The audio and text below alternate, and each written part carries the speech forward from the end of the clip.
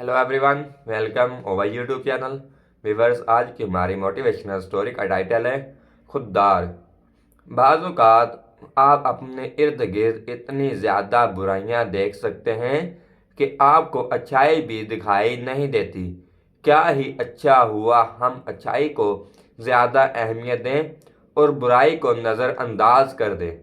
अच्छाई को अहमियत देने से ही अच्छाई फैलेगी और तो माशारती बुराइयों को रोकना मुमकिन हो सकेगा। तो व्यूअर्स, सबसे पहले तो हमारे चैनल को सब्सक्राइब कर दें, बेल आइकॉन को क्लिक कर दें, हमारी वीडियो को लाइक शेयर और हमारे लिए एक अच्छा सा कमेंट्स कर दें ताकि हमारे आने वाली तमाम वीडियो का नोटिफिकेशन आप तक पहुंचता रहे। तो व्यूअर्स, चलते हैं आज की स्टोरी की जानिब। बाज़ औक़ात अपने इर्द गिर्द इतनी ज़्यादा बुराइयां देखते हैं कि अपने आप को अच्छाई भी दिखाई नहीं देती। क्या ही अच्छा हुआ कि हम अच्छाई को ज़्यादा अहमियत दें और बुराई को नज़रअंदाज कर दें। अच्छाई को अहमियत देने से अच्छाई ही फैलेगी और माशरती बुराइयों को रोकना मुमकिन हो सकेगा। घर से निकलती तो मौसम बिल्कुल साफ सुथरा था।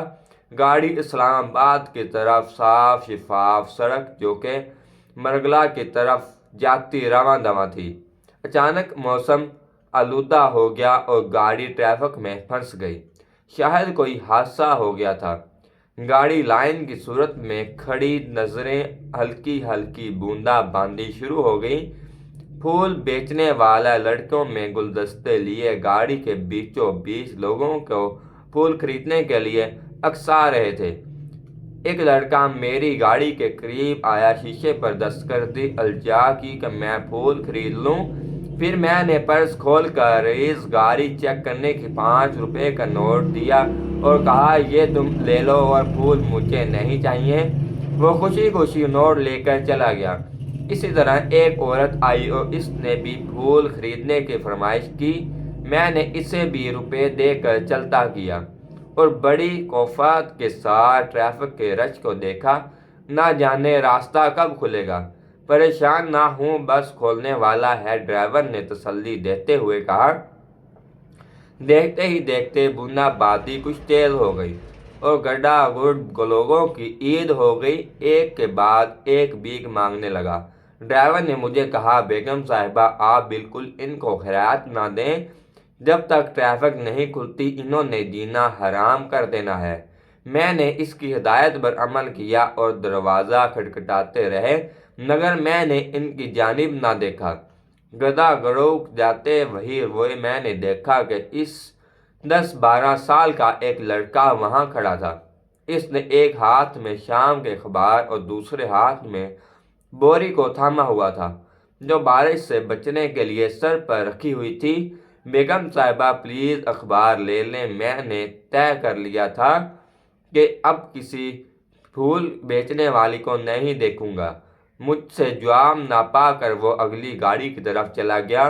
घुमा कर वो फिर मेरे दरवाजे पर दस्तखत देते हुए बोला, प्लीज़ बेगम साहिबा, मैं स्टूडेंट हूँ, ये अखबार ले लें। सुबह से एक भी नहीं बिका, आपकी अनायत होगी।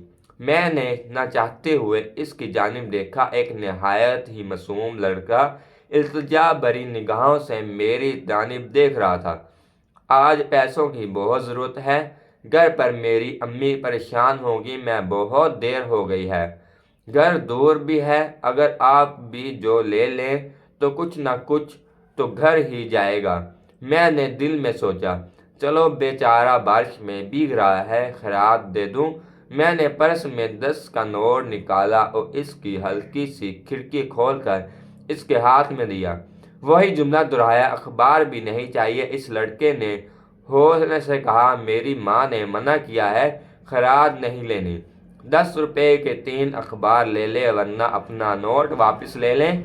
इसने नोट वापस करते हुए कहा, चारों ऊंच मुझे अखबार भी पढ़नी लेनी थी, वो भी भीख मांगना। गाड़ियों के बीचों बीच रास्ता बनाता हुआ फुटपाथ पर चलने लगा। इसके चेहरे पर इत्मीनान और सुकून की लहर दौड़ रही थी। वो मुतमिन था कि मैं अभी तक हैरत में मुब्तला थी कि दुनिया इस तरह लोग भी हैं जो कम किसी पर भी वक्त गुजारा کر رہے ہیں اور حلال رزق کما رہے ہیں۔